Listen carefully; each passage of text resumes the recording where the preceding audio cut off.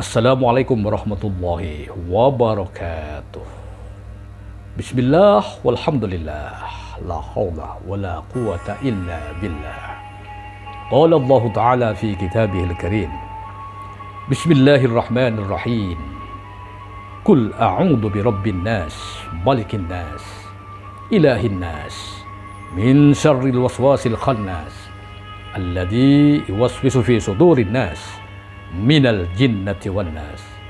Wa qala Rasulullah sallallahu alaihi wasallam, khuliqatil malaikatu min nurin wa khuliqal jannu min marijim min nar wa khuliqa adamu mimma wusifa lakum. Rawahul Muslim. Amma ba'du. Saudara-saudaraku yang kami hormati, marilah sedikit kita mengenal dan supaya tahu kepada yang namanya setan.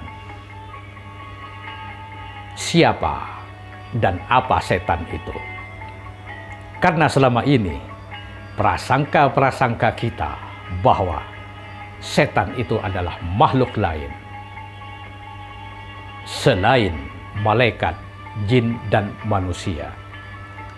Prasangka-prasangka kita bahwa setan itu adalah makhluk lain yang menyeramkan, buruk rupa, dan menakutkan, dan menjadi penyebab atas dosa-dosa kita, dan dijadikan pihak ketiga yang bersalah atas dosa-dosa kita yang kita perbuat. Adapun setan atau syaiton, lugatan secara bahasa, ialah jauh, dan menurut istilah wastilahan dan menurut istilah ialah sifat yang jauh dari kebenaran, sifat yang tidak mau kebenaran, sifat yang jauh dari aturan Tuhan. Jadi setan hanyalah sifat yang jelek dan buruk yang bertentangan dengan hukum-hukum Allah Subhanahu wa ta'ala. Jadi setan bukan makhluk lain, bukan makhluk bernyawa, bukan makhluk yang menyeramkan dan menakutkan di malam hari.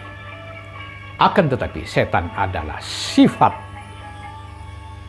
manusia, sifat yang buruk, sifat dari manusia dan jin, sifat yang jelek.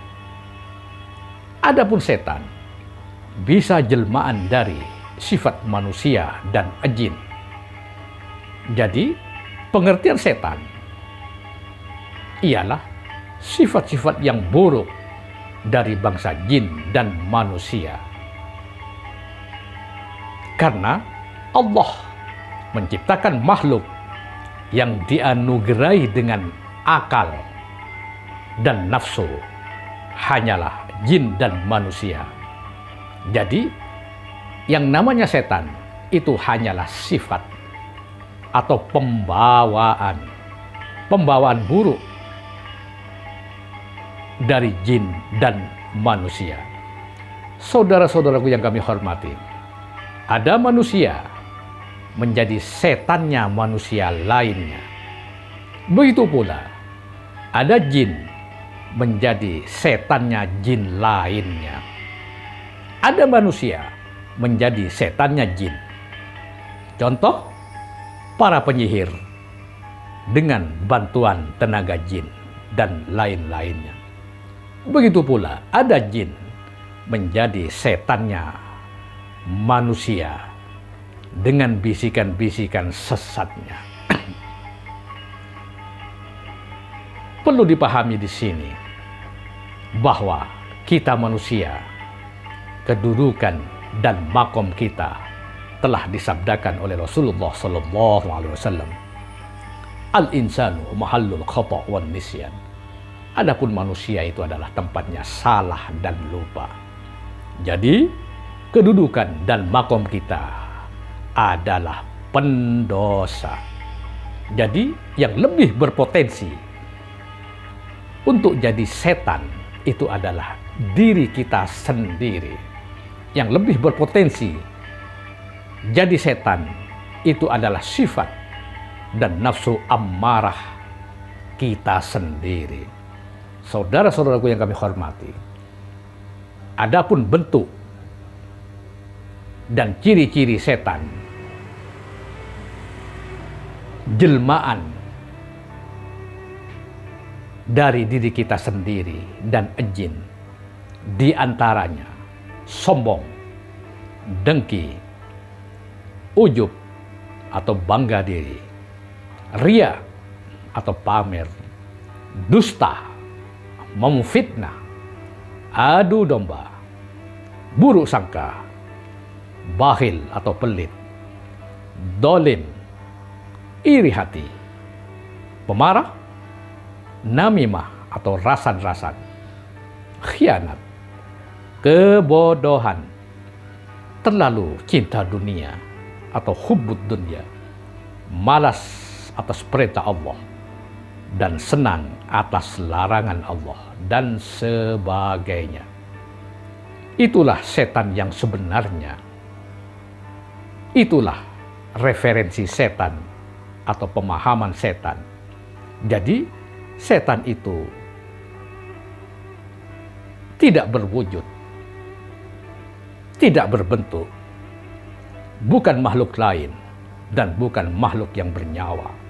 Tapi setan itu adalah sifat sayyi'ah, sifat buruk dan jelek yang disebut dengan nafsu ammarah, yang menjadi sifat atau karakter dan bersenyawa pada jin dan manusia. Setan tidak pandang status, tidak pandang orang alim, tidak pandang orang pinter mengaji dan membaca, tidak pandang hafal kitab, hafal hadis, hafal Quran, tidak pandang orang ahli ibadah, tidak pandang ahli ceramah, tidak pandang ahli ilmu, tidak pandang nasab atau turunan, tidak pandang gamis, jenggot, dan surban, tidak pandang siapa dan apa. Selagi status hamba, selagi menjadi status hamba Allah, disitulah tempat dan kedudukan dosa berada. Al-insanu mahallul khata' wan nisyan. Manusia tempatnya dosa, tempatnya salah dan keliru.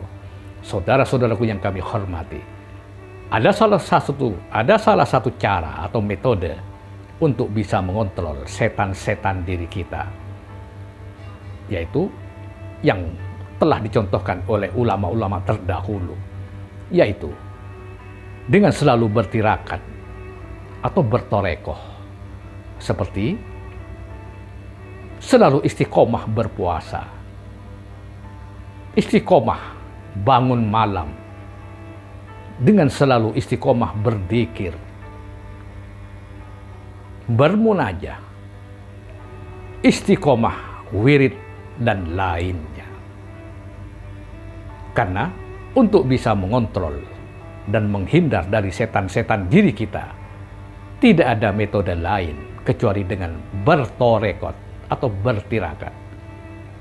Seperti istiqomah baca Quran, sholat malam, istiqomah, zikir, wirid, puasa, dan munajat, dan sebagainya.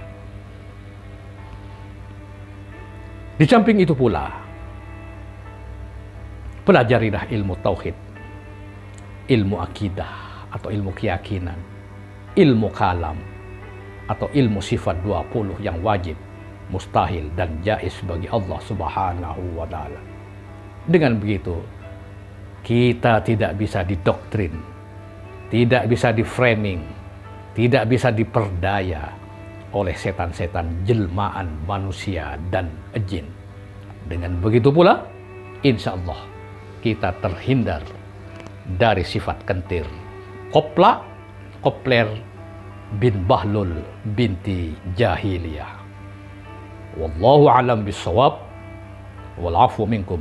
Assalamualaikum warahmatullahi wabarakatuh.